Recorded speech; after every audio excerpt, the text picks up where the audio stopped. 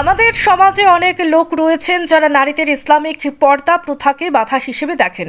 তবে ব্যতিক্রমীভাবে তাদের মুখে লাথি মেরে হিজাব পরিধান করে ট্রাফিক পুলিশের দায়িত্ব পালন করে ইতিহাস গড়লেন বাংলাদেশের ছাত্রীরা।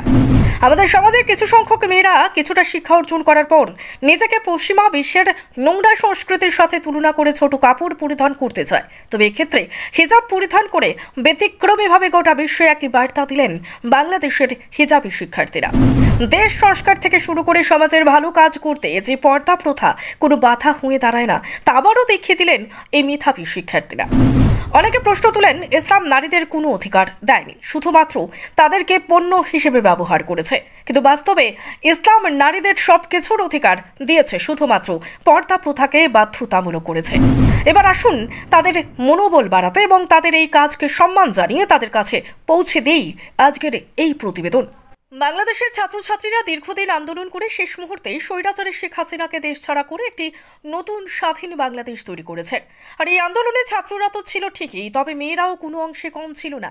সামাজিক মাধ্যমে অনেক ভাইরাল ভিডিওতে দেখা যায় ইসলাম ধর্মাবলম্বী মেয়েরা স্বাধীনতা সংগ্রামের ময়দানে এসেও হিজাব পরিধান করতে করতে ভুলেননি।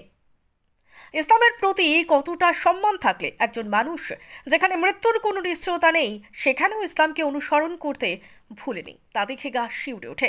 শুধুমাত্র এখানেই শেষ নয়, যারা মনে করেন ইসলাম নারীদের ঘরে বন্দি করে রাখে তাদেরকে প্রকৃত কোনো অধিকার দেওয়া হয় না। এই আন্দোলনে এসে বাংলাদেশের ছাত্রীরা গোটা বিশ্বকে দেখিয়ে দিলেন ইসলাম নারীদের অধিকার খর্ব করেনি, বরং হিজাব পরিধান করে যে কোনো কার্যই অংশগ্রহণ করার স্বাধীনতা দিয়েছে। তবে শুধুমাত্র নতুন স্বাধীন বাংলাদেশ তৈরি করে নারী শিক্ষার্থীরা এখানেই থেমে থাকেননি, বরং তারা আরও বিভিন্ন গুরুত্বপূর্ণ দায়িত্ব পালন করতে থাকেন। সামাজিক মাধ্যমে দেখা যায় আন্দোলনের সময়কালে রাস্তাঘাটে যে সমস্ত নোংরা আবর্জনা সৃষ্টি হয়েছিল সেগুলো তারা খুব সুন্দরভাবে পরিষ্কার করছে। তবে তাদের পরনে রয়েছে হিজাব, বোরখা ইত্যাদি পর্দা প্রথার সবকিছুই। শুধু এখানেই শেষ নয়, এই সমস্ত কাজ করার পর তারা তাদের সহপাঠীদের সাহায্য করতে নেমে পড়েন ট্রাফিক পুলিশের দায়িত্বে।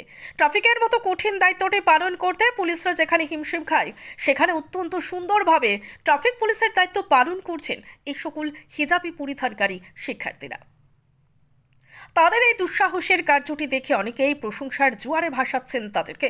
সম্প্রতি একটি ছবিতে দেখা যায় দুজন হিজাব এবং বোরখা পরিহিতা নারী শিক্ষার্থী লাঠি হাতে নিয়ে রাস্তায় দাঁড়িয়ে ট্রাফিক পুলিশের দায়িত্ব পালন করছেন। বড় গাড়ি থেকে শুরু করে বাইক আরোহী, টুকটুক চালক সবাই তাদের কথা অক্ষরে অক্ষরে পালন করছেন।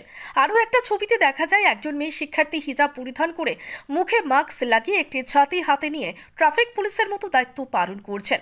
তাদের এই কার্যক্রমের ছবি দ্রুত হারে সামাজিক মাধ্যমে ছড়িয়ে পড়েছে। অনেকে এবার প্রশ্ন তুলেছেন, হিজাব পরে এই ধরনের কাজ করা একটি অসুবিধের বিষয়। তবে শিক্ষার্থীরা জানিয়েছেন হিজাব পরে যে কোনো ধরনের কাজ করতে তাদের কোনো অসুবিধে নেই, বরং হিজাব পরে যে কোনো ধরনের কাজ করতে মনে আনন্দ, সাহসিকতা এবং উৎসাহ যোগায়।